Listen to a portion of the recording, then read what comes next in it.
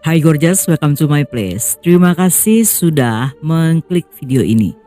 Nggak pakai lama, watch.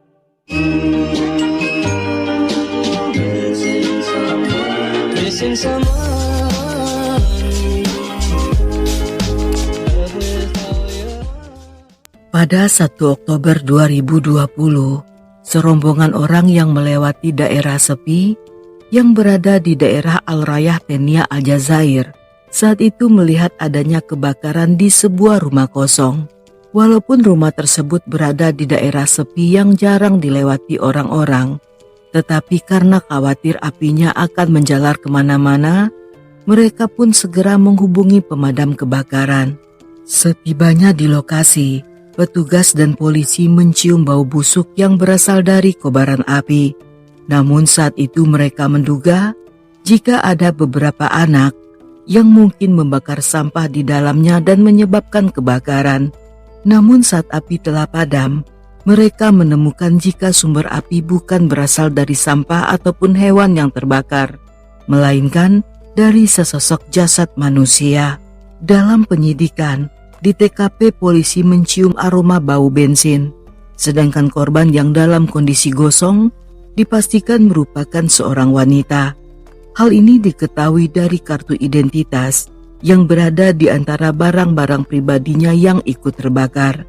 Walaupun KTP tersebut terbakar, tetapi ada beberapa bagian yang tidak terlalu parah, sehingga polisi masih bisa melihat namanya dan korban diketahui bernama Saima yang masih berusia 19 tahun.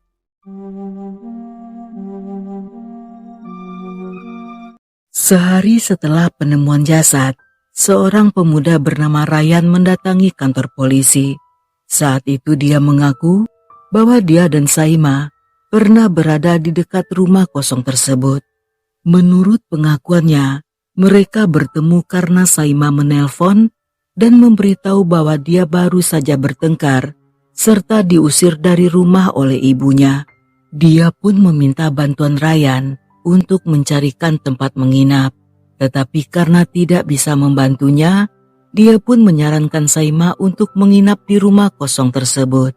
Tidak lama setelahnya, ketika Saima mengeluh jika dirinya lapar, Ryan pun berinisiatif untuk pergi membeli roti isi. Namun saat kembali, dia melihat rumah itu telah terbakar, dan karena tidak bisa berbuat apa-apa, sehingga Ryan yang takut terlibat memutuskan untuk melarikan diri dan tidak melapor. Karena saat itu, polisi belum menemukan bukti apapun yang memberatkan Ryan, sehingga mereka tidak bisa menuduhnya terlibat. Terutama karena di sekitar TKP tidak terdapat kamera CCTV ataupun saksi mata. Dan setelah menjalani interogasi, Ryan pun segera dibebaskan. Beberapa saat kemudian ketika hasil otopsi telah selesai, forensik menyatakan bahwa Saima tewas akibat mendapatkan 3 luka sajam. Dan setelah kematiannya dia pun diperkaos sebelum akhirnya gadis itu dibakar. Berdasarkan temuan ini, polisi pun menanyai keluarga Saima. Dan saat ditanyai apakah Saima memiliki musuh atau bermasalah dengan orang lain, ibunya mengatakan bahwa putrinya baik-baik saja dan sama sekali tidak pernah memiliki musuh. Namun saat ditanyai apakah mereka mencurigai seseorang, tanpa ragu ibunya menyebutkan seorang pria bernama Ryan yang dulunya merupakan mantan kekasih Saima. Dan Ryan yang dimaksud ibunya adalah orang yang sama dengan yang kemarin datang ke kantor polisi, sehingga polisi pun segera menangkapnya saat pria itu sedang berada di rumah orang tuanya. Dalam interogasi, pada awalnya dia tetap dengan pengakuan sebelumnya, namun setelah mendapatkan tekanan, pada akhirnya dia pun menceritakan segalanya.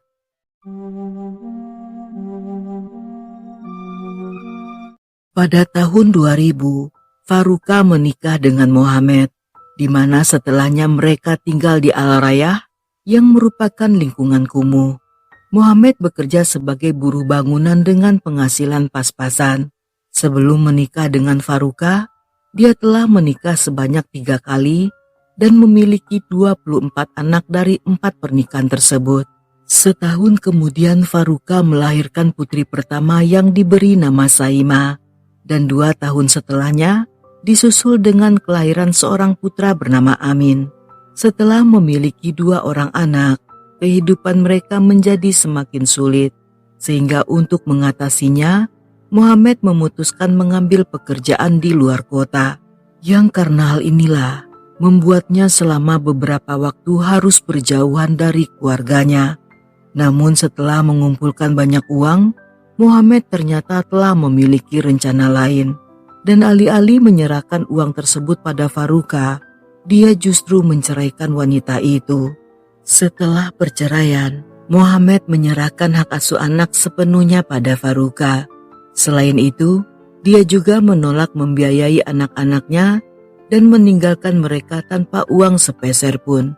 Sehingga Faruka kesulitan untuk mengurus Saima dan Amin yang saat itu telah berusia 6 dan 4 tahun. Faruka yang tidak memiliki sumber penghasilan memutuskan untuk menuntut Muhammad di pengadilan. Walaupun dia berhasil mendapatkan uang tunjangan anak, tetapi jumlahnya sangatlah kecil dan sama sekali jauh dari cukup. Beberapa waktu kemudian, tiba-tiba Muhammad kembali muncul dan berusaha hadir dalam kehidupan anak-anaknya, yang sejak saat itu dia mulai mengajak Saima dan Amin untuk datang berkunjung dan menginap di rumah keluarga besarnya. Tetapi selama di sana, Saima justru merasa tidak nyaman. Dia merasakan bahwa keluarga ayahnya pilih kasih dan tidak menerimanya dengan tulus, di mana mereka memperlakukan Saima dan Amin dengan cara yang sangat jauh berbeda. Amin dicintai, dipuja, dan apapun yang dimintanya selalu diberikan. Sedangkan Saima sendiri justru diperlakukan seperti anak terlantar. Hal ini sangat jauh berbeda dengan Faruka yang memperlakukan mereka dengan cara yang sama. Dan karena hal inilah, Saima sangat mencintai ibunya, karena hanya Faruka lah yang selalu membuatnya merasa penting. Akibat perlakuan keluarga ayahnya, secara perlahan Saima memilih untuk tidak lagi berkunjung ke sana dan menjaga jarak dari keluarga ayahnya.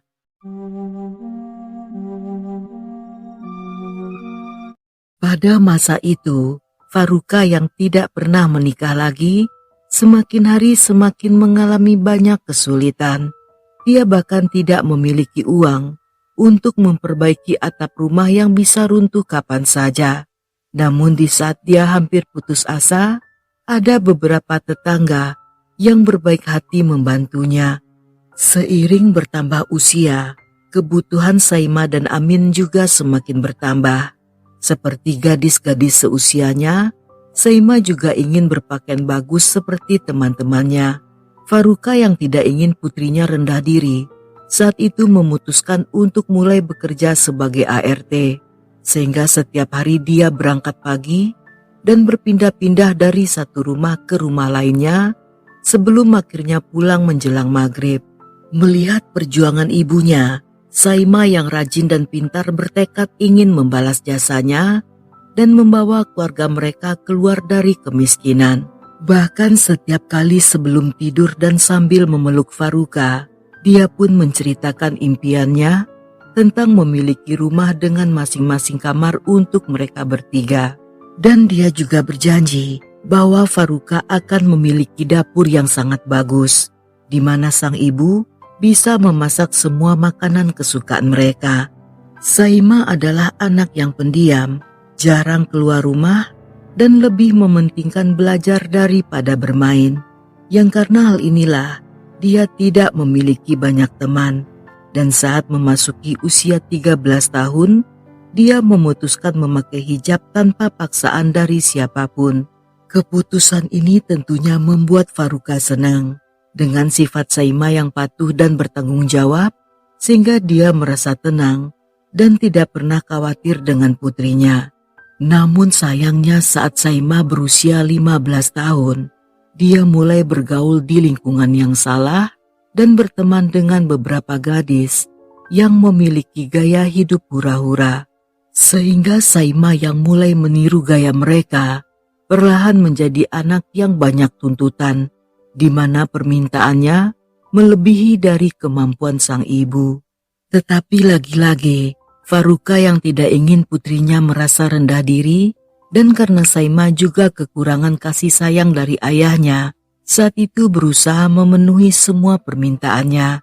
Dia akan memberikan apapun yang sang putri minta, baik berupa uang, make up hingga ke ponsel.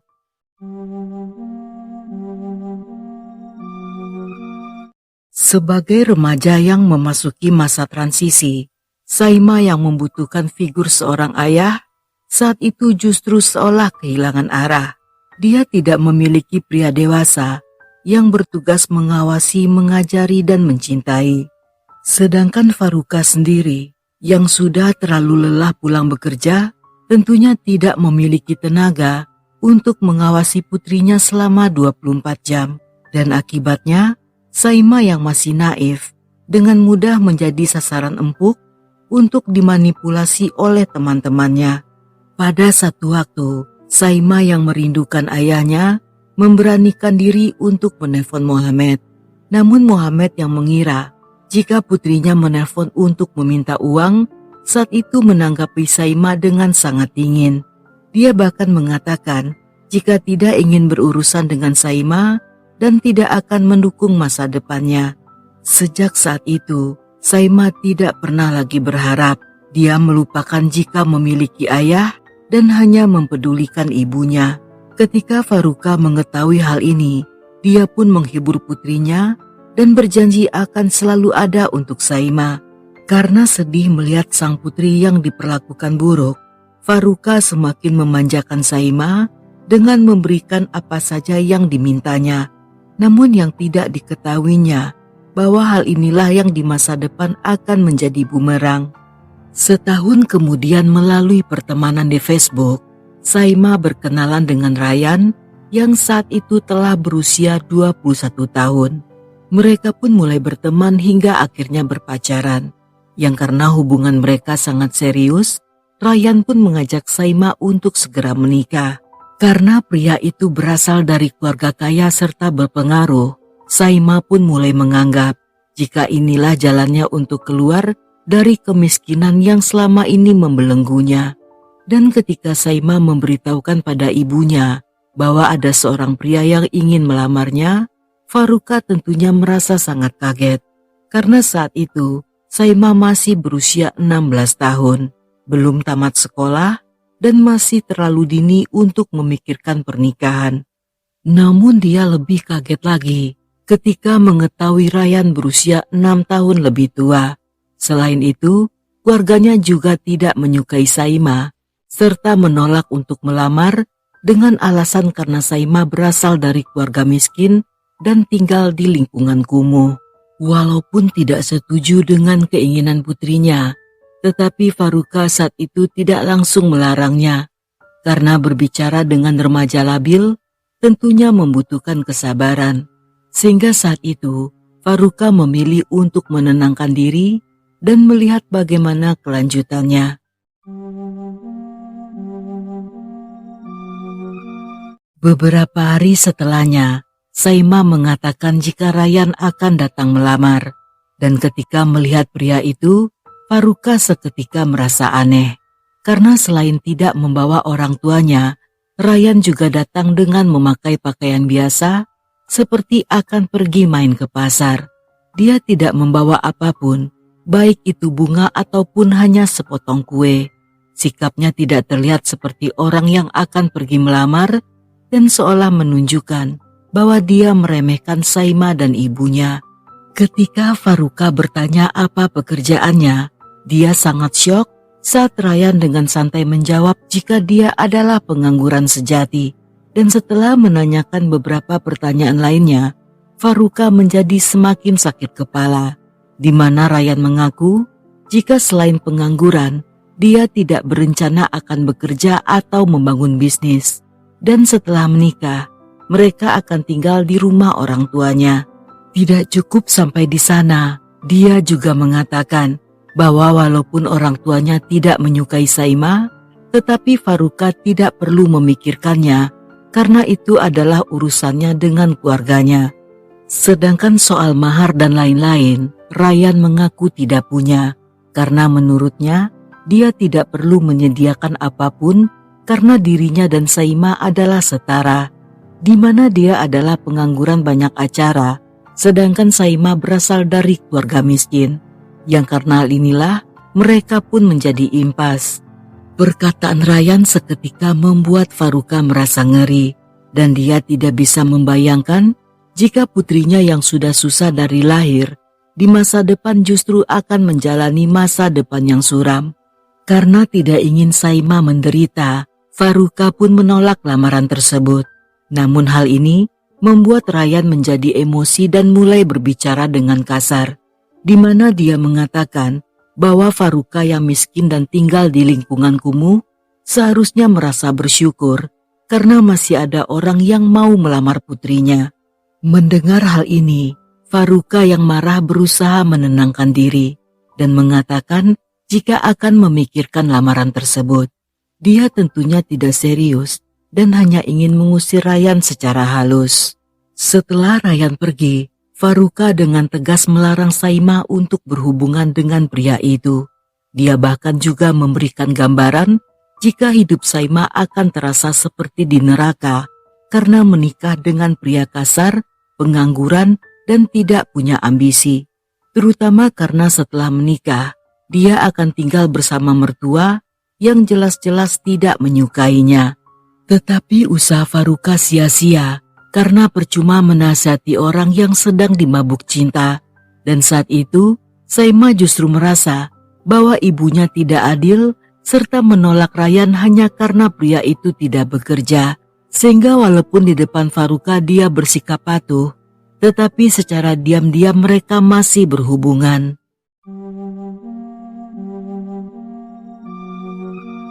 Setelah pertemuan itu, Ryan yang ingin mengendalikan Saima dan agar menjauh dari ibunya, perlahan mulai mempengaruhi gadis itu. Sebagai langkah awal, dia membujuk Saima untuk melepas hijab. Yang saat dinasihati oleh Faruka, dia justru mengancam akan kabur dari rumah jika tidak diizinkan melepas hijab. Karena saat itu Faruka menduga jika Saima sedang mengalami krisis pencarian jati diri, sehingga dengan terpaksa membiarkannya dan berharap bahwa itu hanya bersifat sementara. Setelah berhasil dengan rencana pertama, Ryan pun melakukan rencana kedua. Dia mengajak Saima sering bolos sekolah untuk pergi berdua-duaan, dan akibatnya nilai Saima pun menurun drastis. Di lain waktu, Ryan yang merasa jika Saima sangat mencintainya dan akan memberikan apapun, saat itu mengambil paksa ponsel Saima dan menjualnya. Ketika Saima mengadu pada Faruka, dia pun melaporkan Ryan pada polisi. Tetapi karena keluarganya memiliki banyak koneksi, sehingga laporan tersebut tidak ditindaklanjuti. Namun sesaat setelahnya, Saima justru merasa menyesal karena telah mengadu pada ibunya. Dan pada akhirnya, dia dan Ryan pun kembali berbaikan. Dalam masa-masa ini, Ryan kembali berusaha mempengaruhi Saima dengan mengajak gadis itu untuk kawin lari. Karena menurutnya, kedua keluarga mereka sama-sama tidak setuju. Jadi lebih baik mereka kabur dan memulai hidup baru di tempat lain. Walaupun awalnya Saima sempat menolak ide tersebut, tetapi karena Ryan berhasil membujuknya, hanya selang beberapa hari kemudian, mereka pun kabur dari kota itu. Ketika Faruka mengetahui putrinya menghilang, dia pun melapor pada polisi yang berhasil menemukan keduanya yang sedang berada di kota lain. Namun sejak pulang ke rumah, Saima tampak sedih dan depresi. Dia tidak mau makan, tidak mau mandi, dan tidak mau didekati oleh siapapun. Dan ketika Faruka berhasil membujuknya untuk berbicara, Saima pun mengaku jika dia tidak kabur, melainkan telah diculik oleh Ryan. Dan selama dalam pelarian, Ryan juga telah memperkaosnya. Mendengar hal ini, Faruka tentunya sangat syok. Namun setelah berpikir panjang dan tidak ingin gegabah, Dia pun bertanya pada sang putri, apakah dia masih mencintai Ryan dan ingin menikahinya. Dan jika Saima mencintai pria itu, maka Faruka akan menikahkan mereka. Namun Saima yang ternyata telah melihat sifat asli Ryan, mengatakan bahwa dia membenci pria itu dan tidak ingin melanjutkan hubungan mereka.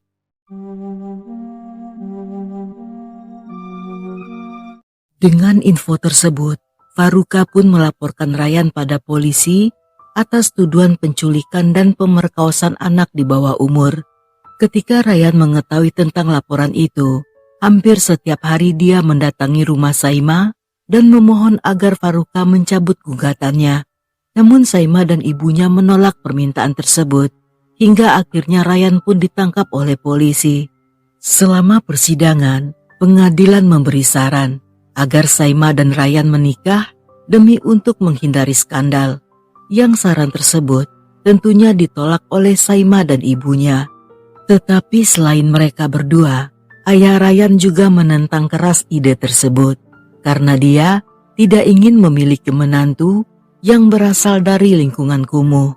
Sedangkan Muhammad, ayah Saima, alih-alih membela putrinya, dia bahkan menolak untuk menghadiri persidangan.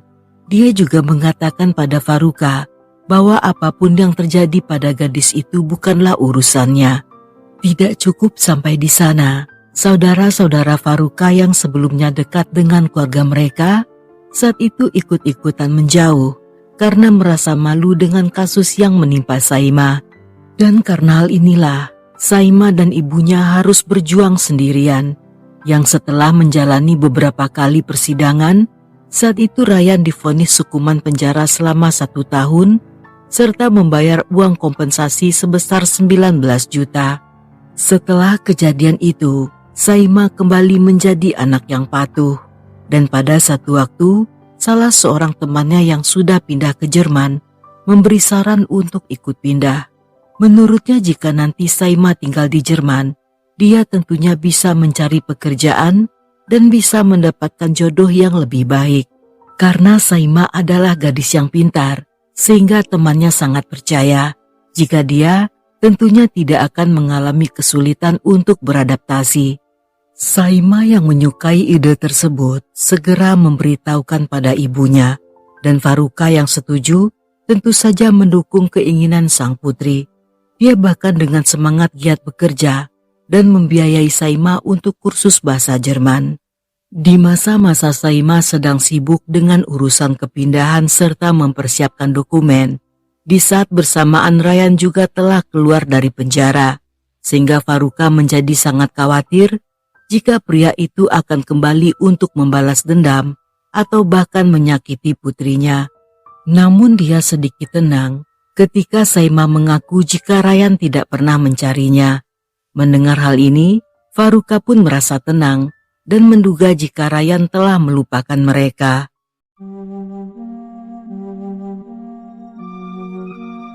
Pada 1 Oktober 2020, Saima yang bangun sejak pagi memberitahukan pada ibunya bahwa dia akan keluar bersama beberapa teman. Setelah diberi uang, dia pun meninggalkan rumah dan berjanji akan cepat pulang. Namun ketika hingga malam Saima masih belum kembali, Faruka yang khawatir berusaha untuk menelpon, yang sayangnya tidak ada jawaban dan ponselnya dalam kondisi nonaktif. Hingga beberapa jam kemudian dan Saima masih tidak ada kabar, Faruka pun mendatangi semua tetangga dan bertanya apakah ada yang melihat Saima. Tetapi tidak satu pun dari mereka yang mengetahui di mana keberadaan gadis itu. Faruka yang sejak awal takut dengan kebebasan Ryan, saat itu segera melapor pada polisi. Namun karena belum 2 kali 24 jam, sehingga polisi tidak bisa melakukan apa-apa dan belum bisa menyatakan Saima sebagai orang hilang. Sehingga satu-satunya cara adalah dengan meminta Faruka untuk pulang serta menunggu kabar selanjutnya. Selama 48 jam ke depan, Faruka yang lelah dan menderita sakit kepala yang parah pada akhirnya tertidur tanpa sengaja. Namun hanya sesaat kemudian dia tiba-tiba terbangun dan ketakutan karena baru saja mengalami mimpi buruk, di mana dia melihat Saima yang berada di tengah kobaran api. Saat itu berteriak memanggil namanya dan meminta tolong. Setelah mimpi tersebut hingga menjelang fajar, Faruka tidak bisa tertidur lagi. Dia hanya terduduk di dalam gelap sambil memikirkan di mana keberadaan Saima. Pada pagi hari di tanggal 3 Oktober, Faruka mendapat telepon dari ayah mertuanya. Pria itu memberitahukan bahwa Saima mengalami kecelakaan dan telah meninggal. Dia pun menyuruhnya untuk pergi ke rumah sakit dan menandatangani beberapa dokumen. Faruka yang belum sepenuhnya memahami apa yang terjadi, saat itu bertanya apa maksud sang ayah mertua. Namun pria itu mengatakan bahwa sebaiknya dia segera pergi karena polisilah yang akan menjelaskan semuanya. Setibanya di rumah sakit, di saat itulah Faruka baru mengetahui bahwa Saima bukan kecelakaan, melainkan telah dibunuh dengan kejam. Dan saat dia meminta untuk melihat jasad putrinya, polisi pun seketika melarang. Mereka mengatakan bahwa Faruka lebih baik tidak usah melihat karena kondisi Saima benar-benar parah. Namun Faruka yang tidak percaya saat itu bersikeras untuk masuk. Dan walaupun kondisi Saima hangus terbakar, namun Faruka masih bisa mengenali putrinya.